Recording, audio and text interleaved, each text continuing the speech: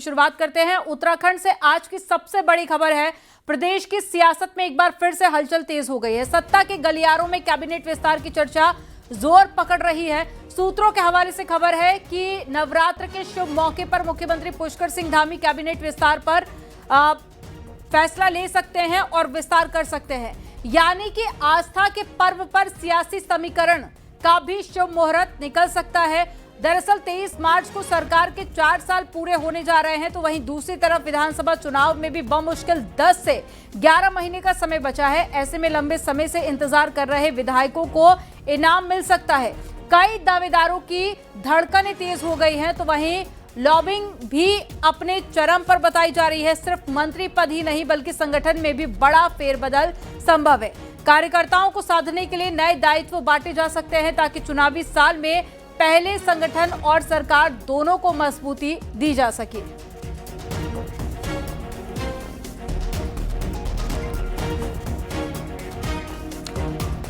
और ज्यादा जानकारी के साथ में उत्तराखंड एडिटर हमारे साथ में जुड़ गए हैं अनुपम त्रिवेदी जी। अनुपम जी, एक बहुत बड़ी खबर इसे कह सकते हैं उत्तराखंड की सियासत से जुड़ी हुई, क्योंकि आने वाले दिनों में इलेक्शन भी होने हैं। ऐसे में नवरात्र के मौके पर ही ये बड़ा फैसला हो सकता है। क्या अपडेट्स मिल पा रही है अंदर खाने से? जी देखिए, बिल्कुल ये कयास लंबे समय से चल रहे थे कि यहाँ जो 5 पद खाली हैं मंत्रिमंडल के उत्तराखंड में, इन पे कभी भी एक्सपेंशन हो सकता है। लेकिन ये मामला बहुत लंबे समय से चल रहा था लगातार, और अब जब पुख्ता खबर आ रही है सूत्रों के हवाले से, वो ये है कि इस बीच में एक्सपेंशन हो जाएगा। इसमें केंद्रीय नेतृत्व की तरफ से इसमें हरी झंडी मिल चुकी है। उनकी तरफ से क्लियरेंस आने के बाद यहाँ से 5 पद मंत्रियों के भरे जाएंगे। अब वो कौन मंत्री होंगे कौन नहीं, इसी को लेके माथापच्ची है। वैसे मैं आपको बता दूं कि प्रदेश में कई जिले ऐसे हैं जिनका रिप्रेजेंटेशन अभी मंत्रिमंडल में है नहीं। जैसे मसलन नैनीताल जिला एक ऐसा जिला है कि जिसका कोई प्रतिनिधि इस वक्त मंत्रिमंडल में नहीं है। उत्तरकाशी एक ऐसा जिला है, रुद्रप्रयाग है, और इसके अलावा हरिद्वार जिला है। लेकिन कुछ जिले ऐसे हैं कि जहाँ जैसे आपका पौड़ी गढ़वाल जिला है, वहाँ से 2-2 मंत्री सरकार में हैं। धन सिंह रावत भी हैं, सतपाल महाराज भी हैं, और इसी तरीके से उधम सिंह नगर जिले से आपके सौरभ बहुगुणा मंत्रिमंडल में हैं। चंपावत जिले से खुद मुख्यमंत्री आते हैं। तो इस तरीके से रिप्रेजेंटेशन कुछ जिलों का है, कुछ जिलों का नहीं है। तो कोशिश ये रहेगी, जो खबर आ रही है, कि उन जिलों को तवज्जो दी जाए जहां से रिप्रेजेंटेशन नहीं है। जो अभी की कैबिनेट हैं, जो 5 मंत्री हैं मुख्यमंत्री के अलावा, क्या उनमें कोई फेरबदल हो सकता है, इसको लेके बहुत कोई पुख्ता जानकारी नहीं है। लेकिन संभावना से इनकार भी नहीं किया गया है कि कुछ 1-2 मंत्रियों को हो सकता है ड्रॉप भी करा जा सके, ताकि नए चेहरे के लिए अकोमोडेशन बन सके। लेकिन फिलहाल ये खबर है कि जो 5 पद खाली हैं प्रायोरिटी में, उनको भरा जाना है। जी लेकिन अनुपम जी, एक हम देखते हैं बीजेपी जब भी कोई बड़े फैसले लेती हो उसमें एक सस्पेंस फैक्टर देखा जाता है। कई फैसले ऐसे होते हैं जो वाकई में सबको चौंका भी देते हैं। तो क्या लगता है इस बार भी कुछ ऐसा फैसला होगा, ऐसे नाम सामने आएंगे जो लोगों को चौंका सकते हैं? देखिए, बिल्कुल आपने बात ठीक कही कि बीजेपी की तरफ से हमेशा पत्ते जल्दी पार्टी खोलती नहीं है। बहुत सी चीज़ें जिन पे हम लोग असेसमेंट कर रहे होते हैं, कई चीज़ें वो बार नहीं होती हैं। लेकिन देखिए, कैबिनेट एक्सपेंशन एक ऐसी चीज़ है, आज से तकरीबन 10 महीने बाद चुनाव की घोषणा हो जानी है उत्तराखंड में, तो 1 साल भी पूरा नहीं है। तो ऐसे में कोशिश बीजेपी की ये है कि कुछ एक तरीके से संगठन को, सरकार को एक थोड़ा सा फ्रेश लुक दिया जाए, एक ताज़ा उसका स्वरूप दिखना चाहिए, ऐसा प्रायोरिटी है। तो इसलिए कुछ विधायकों को इसमें मंत्री बनाया जाना चाहिए, ऐसी एक चर्चा हुई है, और इस तरीके से एक अंतिम फैसला भी पार्टी में तकरीबन लिया जा चुका है। लेकिन जैसे आपने कहा, सरप्राइज एलिमेंट, हाँ, ये हो सकता है कि कुछ एकदम नए चेहरे जिनके बारे में ज़्यादा कयास नहीं चल रहे हैं, उनको भी पिक करा जा सकता है। जैसे मुझे लगता है कि महिलाओं को उसमें तवज्जो मिल सकती है, 1 या 2 मंत्री महिला मंत्री भी इसमें बन सकती हैं। एक्सपेंशन में ऐसी बहुत गुंजाइश है। इसके अलावा जो यंगस्टर्स हैं, जो युवा चेहरे हैं, उनको तरहीज देने की बात ज़रूर है। लेकिन देखिए, क्योंकि उम्र का फैक्टर भी पार्टी के अंदर एक रहता है, तो वो चीज़ पार्टी कितना कंसीडर करती है, जो तजुर्बा है उसको क्या तवज्जो देती है, या जो युवा फैक्टर है उसको तवज्जो देती है। अगर आप उम्र के लिहाज से देखें तो उत्तराखंड के खुद के मुख्यमंत्री जो पुष्कर सिंह धामी अभी वर्तमान में है, वो यंग है, वो 50s में है, अर्ली 50s में है। 50 के अभी फ़िलहाल उनकी उम्र जो है वो इस सेगमेंट में है। तो कोशिश यहाँ पर ये शायद रह सकती है, जो खबर आ भी रही है, कि इसको ज़्यादा यंग स्वरूप दिया जाए इस कैबिनेट विस्तार में। जब भी ये इस बीच होता है, तो ये ज़्यादा प्रायोरिटी पे बीजेपी के फिलहाल रहेगा। जी तो बिल्कुल अब ये देखना होगा कि कितना बड़ा सरप्राइज यहां पर बीजेपी के नेताओं को मिलता है। जानकारी देने के लिए बहुत शुक्रिया आपका अनुपम जी। उत्तराखंड के कैबिनेट मंत्री सतपाल महाराज ऋषिकेश एम्स में भर्ती हैं और सतपाल महाराज को सांस लेने में तकलीफ हो रही है और साथ ही चेस्ट इंफेक्शन के बाद में अस्पताल में भर्ती कराया गया था। सीएम धामी ने ऋषिकेश एम्स पहुंचकर सतपाल महाराज का हालचाल जाना और इस दौरान एम्स निदेशक मीनू सिंह से बातचीत भी की और अच्छे इलाज की व्यवस्था करने को कहा है। गैरसैंण में सत्र के बाद में सतपाल महाराज की तबीयत कुछ खराब हुई है, जिसके बाद में 2 दिन पहले उन्हें ऋषिकेश एम्स में भर्ती कराया गया। मुख्यमंत्री जी अभी अपने बहुत वरिष्ठतम मंत्री सतपाल महाराज जी जो अस्वस्थ थे एम्स में देखने के लिए आए थे, मैं भी उनके साथ था। जो स्थिति उनकी पहले हम बताई जाती उससे काफ़ी बेटर है और डॉक्टर बहुत अच्छी देखभाल कर रहे हैं। माननीय मुख्यमंत्री जी ने एक बात का अपडेट लिया है और मुझे लगता है कि काफ़ी अच्छी स्थिति में माननीय हमारे सतपाल महाराज साहब हैं और हम तो सभी कामना ही करते हैं वो जल्दी स्वस्थ हुए।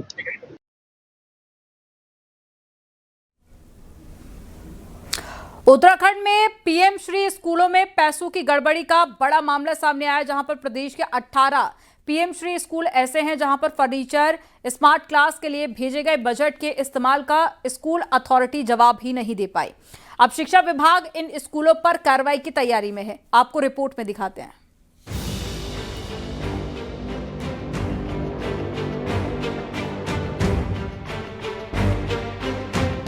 उत्तराखंड में सरकारी स्कूलों की दशा किसी से छिपी नहीं है।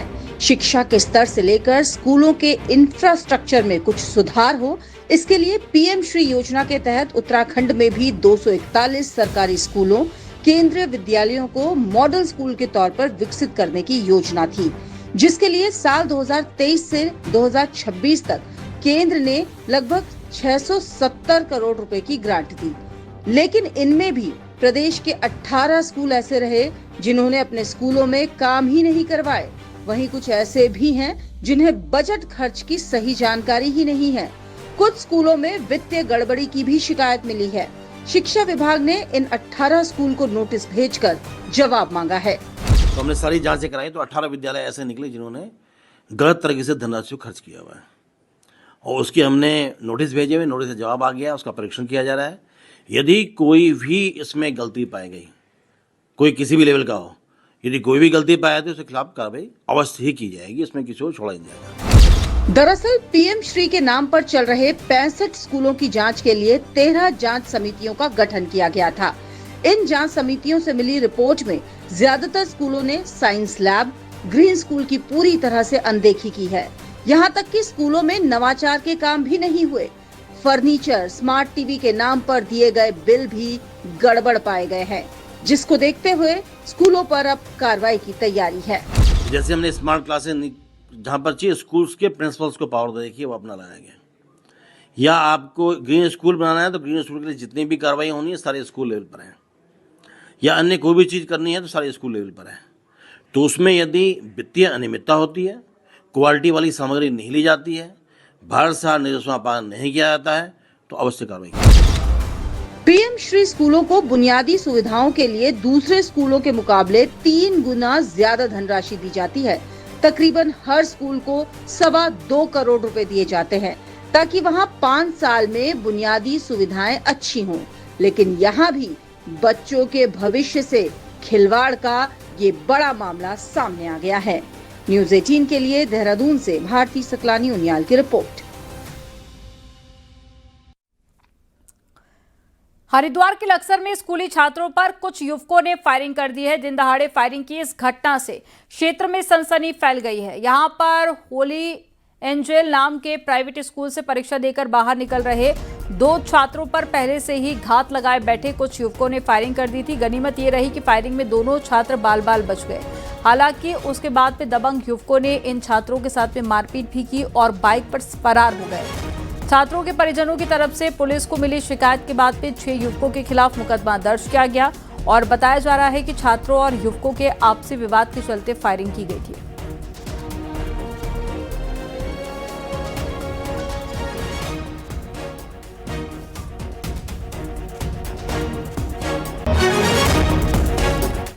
देहरादून के प्रेमनगर में मिले अज्ञात महिला के शव की गुत्थी को दून पुलिस ने सुलझा लिया है। पुलिस ने महिला के पहले पति को गिरफ्तार कर लिया है। 11 मार्च को प्रेमनगर के मांडूवाला इलाके में शीतला माता मंदिर के पास में जंगल से एक महिला का शव कट्टे में बंद मिला था। शव कई दिन पुराना होने के कारण पहचानना मुश्किल हो गया था। जांच के दौरान पुलिस को मजदूर रंजित शर्मा पर शक हुआ था। पूछताछ में उसने स्वीकार किया कि मृतका उसकी पहली पत्नी रूपा थी। आरोपी ने बताया कि पत्नी के देहरादून आने और दूसरी शादी को लेकर हुए विवाद पे 5 मार्च की रात उसने गला दबाकर हत्या कर दी थी और शव को जंगल में फेंक दिया था। पुलिस के द्वारा ये भी क्लियर हुआ कि जो उसका ठेकेदार है उससे जब पूछताछ की गई तो उसने बताया कि उस व्यक्ति द्वारा 8 तारीख को अपनी वाइफ को वापस बिहार में बिहार जिसकी उम्र करीब 30 से 32 वर्ष है और ये जो अभियुक्त है रंजीत शर्मा इसकी पहली वाइफ है।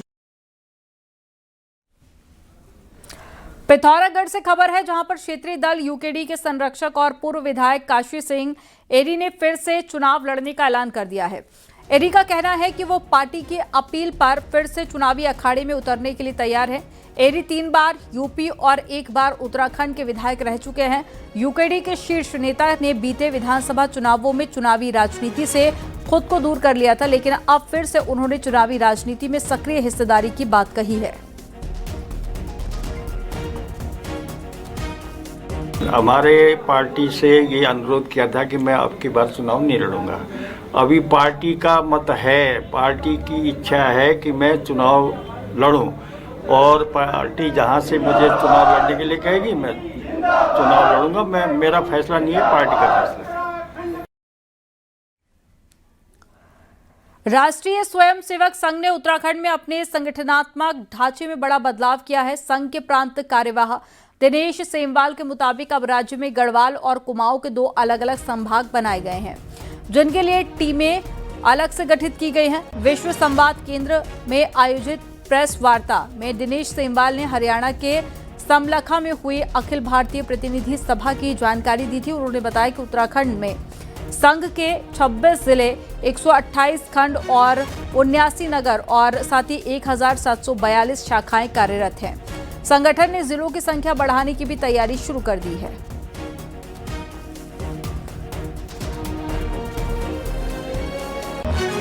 चुनावी साल और नवरात्र का मौके पर सियासत भी अब भक्तिमय रंग में रंगती हुई दिखाई दी। बीजेपी महिला मोर्चा ने शक्ति पूजन कार्यक्रम की शुरुआत की, जो 26 मार्च तक चलेगा। लेकिन बीजेपी अब हर त्योहार में सक्रिय भागीदारी की रणनीति पर काम कर रही है। आपको रिपोर्ट में दिखाते हैं।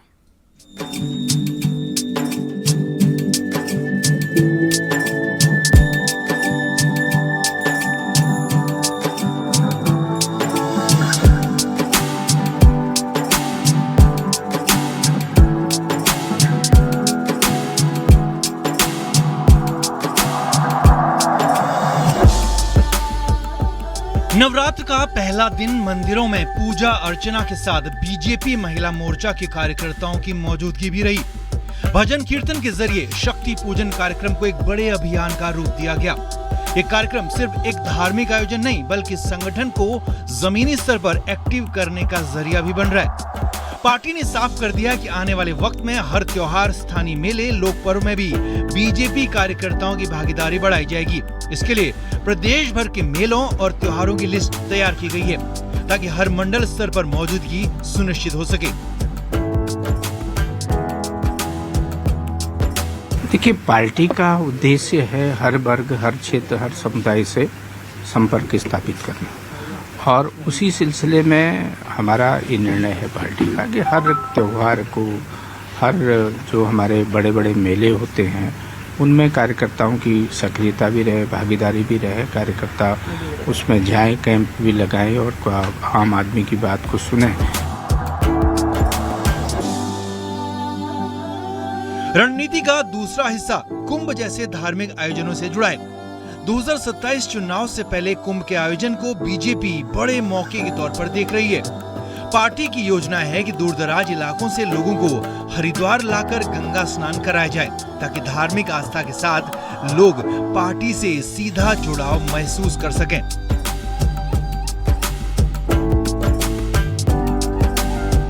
देखिए, अगर हम हिंदुत्व की बात करते हैं तो जो हमारे पौराणिक त्यौहार हैं और उसको मनाने के लिए और उसको फिर अपनी संस्कृति को जिंदा रखने के लिए भारतीय जनता पार्टी ने निर्णय लिया कि हर त्यौहार को बड़ी धूमधाम के साथ मनाया जाए और जो हमारी परंपरा है उसको पूरी तरह से निभाया जाए। ये हमारा एक मकसद है। धार्मिक आयोजनों के जरिए बीजेपी जहां एक तरफ जनता से सीधा संपर्क साध रही है, वहीं दूसरी तरफ हिंदुत्व के अपने कोर एजेंडे को भी और मजबूत कर रही है। त्योहारों और आस्था के मंच से सियासत को धार देने की ये रणनीति चुनावी साल में कितना असर दिखाएगी, ये देखने वाली बात होगी। न्यूज़ 18 के लिए देहरादून से सुनील नौप्रभात की रिपोर्ट।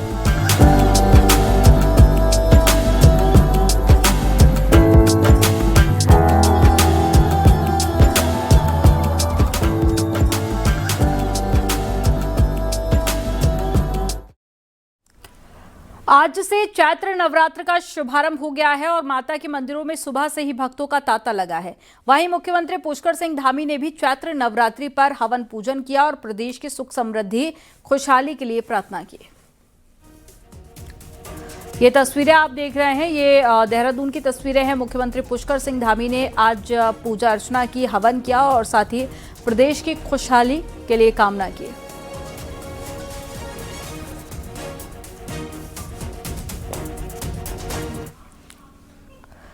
चैत्र नवरात्र के पहले दिन आज पुरोहितों गंगोत्री धाम के कपाट खोलने का शुभ मुहूर्त तय हुआ और धाम के कपाट 19 अप्रैल को अक्षय तृतीया के दिन दोपहर 12:15 बजे गंगोत्री धाम के कपाट देश विदेश से आने वाले श्रद्धालुओं के लिए खोल दिए जाएंगे। इससे पहले 18 अप्रैल को शीतकालीन प्रवास मुखवा गांव से मां गंगा की उत्सव डोली दोपहर 12:15 पर गंगोत्री धाम के लिए रवाना होगी।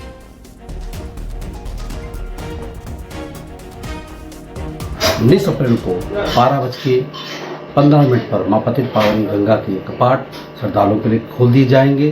अक्षय तृतीया का अर्थ है जो कभी क्षय नहीं होता, ऐसा वो परम दिन है। आप सभी पधारे, आप सबको बहुत बहुत धन्यवाद। जय गंगा।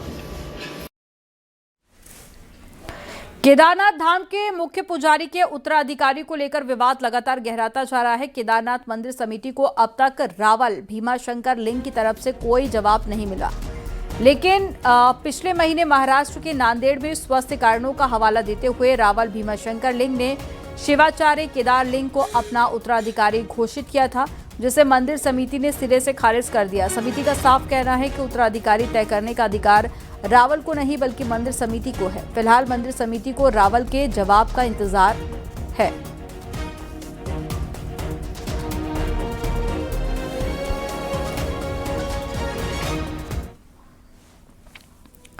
उत्तराखंड में भारत नेपाल के सदियों से रोटी बेटी के रिश्ते हैं, लेकिन दोनों मुल्कों की सियासी तल्खी ने रिश्तों की इस बागडोर को कमजोर कर दिया है। हालात अब ये हैं कि नेपाल से शादी कर भारत आई लड़कियों को अब इसकी कीमत चुकानी पड़ रही है।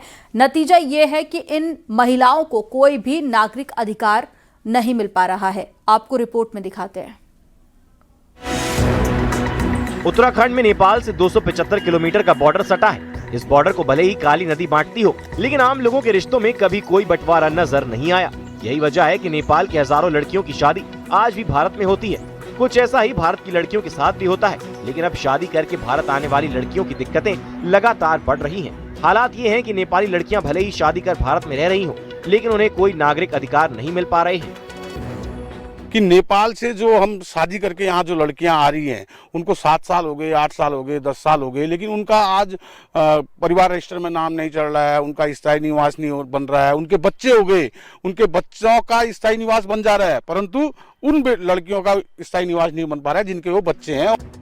कुमाऊं में पिथौरागढ़, चंपावत और यूएस नगर की सीमाएं नेपाल से लगती हैं। इस बॉर्डर पर बीते सालों में हजारों नेपाली लड़कियां शादी कर भारत आई हैं, लेकिन लंबा समय गुजरने पर भी इन्हें कोई अधिकार नहीं मिला है। नेपाल से आई लड़कियां भले ही यहाँ पर घर संभाल रही हों, लेकिन इनका नाम ना तो वोटर लिस्ट में है और ना ही परिवार रजिस्टर में। यही नहीं, इनका आधार कार्ड बनाना भी खासा मुश्किल हो गया है। जो नेपाल की बहुएं आती हैं और रोटी बेटी का हमारा संबंध है नेपाल के साथ, तो उनके राशन कार्ड नहीं बन पाते हैं, तो हम उसके लिए भी प्रयास कर रहे हैं और हमने राजदूत से भी बात की है, वो भी इसको टेकअप कर रहे हैं। उनके राशन कार्ड बन पाए, उनके निश्चित रूप में उनका यहाँ पर पूरी तरीके से पुनर्वास हो, यह हम चाहते हैं। बीते एक दशक में भारत और नेपाल के रिश्ते काफी बदले हैं, जिसकी कीमत बॉर्डर इलाकों में रहने वाले चुका रहे हैं। ऐसे में बेहतर यही होता है कि कोई रास्ता निकाला जाए ताकि दोनों मुल्कों में शादी कराई लड़कियों को भी वो सभी अधिकार मिल सके जो एक नागरिक को मिलते हैं।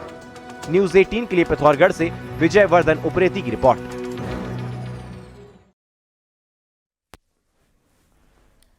केदारनाथ धाम में आज सुबह से ही लगातार बर्फबारी हो रही है। पिछले कई दिनों से बाबा केदार के धाम में बर्फ गिरने का सिलसिला जारी है, जिसका सीधा असर यात्रा तैयारियों पर देखा जा रहा है। हाल ही में केदारनाथ PWD की टीमें अत्यधिक बर्फबारी के चलते बिना काम किए ही वापस लौट आई है। मौसम का मिजाज जिस तरह से बना हुआ है उसे देखते हुए फिलहाल बर्फबारी जारी रहने की आशंका जताई जा रही है, जिससे कि यात्रा तैयारियों की रफ्तार और धीमी हो सकती है।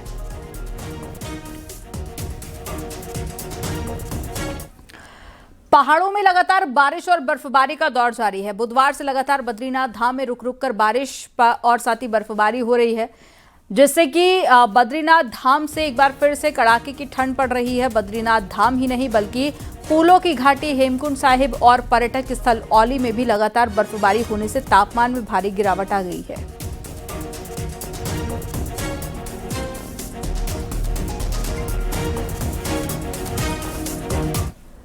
गंगोत्री और यमुनोत्री धाम समेत ऊंचाई वाले क्षेत्रों में बर्फबारी देखने को मिल रही है, जिससे कि पूरा इलाका सफेद चादर में ढक गया है।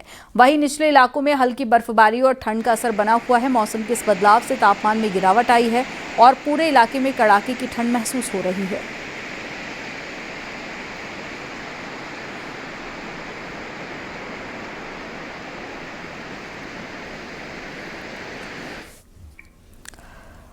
चलिए देखते हैं पहाड़ टॉप 10।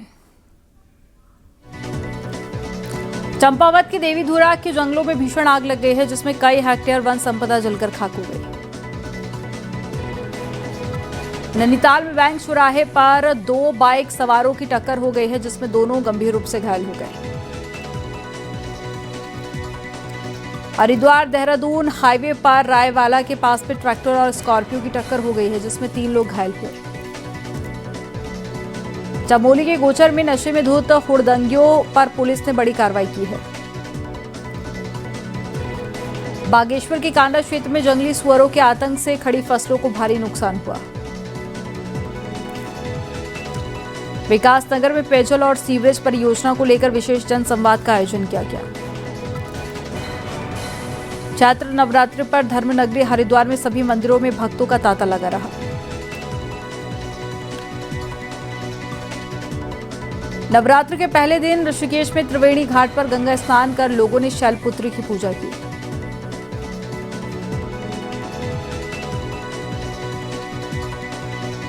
इक्यावन शक्तिपीठों में शामिल नैनीताल के नैना देवी मंदिर में नवरात्र के पहले दिन बड़ी संख्या में भक्त पहुंचे। पहाड़ों पर मौसम बदला हुआ है। मार्च के महीने में बर्फबारी और बारिश हो रही है।